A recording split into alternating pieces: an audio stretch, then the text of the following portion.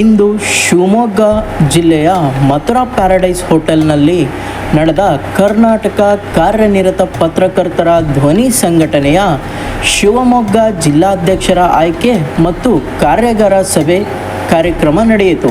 ಈ ಕಾರ್ಯಕ್ರಮದಲ್ಲಿ ರಾಜ್ಯಾಧ್ಯಕ್ಷರಾದ ಬಂಗಲೆ ಮಲ್ಲಿಕಾರ್ಜುನ್, ದಾವಣಗೆರೆ ಜಿಲ್ಲಾಧ್ಯಕ್ಷರಾದ TS ಕರಿಯಪ್ಪ, ಚನ್ನಗಿರಿ ತಾಲೂಕು ಅಧ್ಯಕ್ಷರಾದ ಗಿರೀಶ್ ಡಿ ಹಾಗೂ ಚಿಕ್ಕಮಗಳೂರು ಜಿಲ್ಲೆಯ ಅಧ್ಯಕ್ಷರಾದ ಸೈಯದ್ ಹಸನ್ ಹಾಗೂ ಜಿಲ್ಲೆಯ ಮತ್ತು ತಾಲೂಕಿನ ಎಲ್ಲ ಪದಾಧಿಕಾರಿಗಳು ಉಪಸ್ಥಿತರಿದ್ದರು.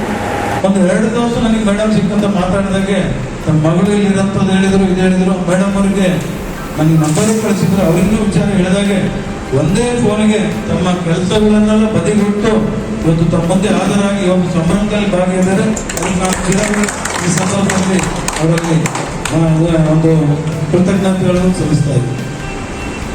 ಅವಮಾನ ಮಾಡಿದವರೇ ನಮಗೆ ಮಾರ್ಗದರ್ಶಕರು, ನೋವುಂಟು ಮಾಡಿದವರೇ ನಮಗೆ ಸ್ಫೂರ್ತಿದಾತರು, ಕಾಲೆಳೆದಂಥವರೇ ನಮಗೆ ಶಕ್ತಿದಾತರು, ಪ್ರೀತಿ ಕೊಟ್ಟವರೇ ನಮಗೆ ದೇವರುಗಳು ಎಂಬ ಸಿದ್ಧಾಂತದಲ್ಲಿ ಪತ್ರಕರ್ತರಾದಂತಹ ನಾವು ದೀಪದ ಬುಡದಲ್ಲಿ ಕತ್ತಲು ಎನ್ನುವಂತೆ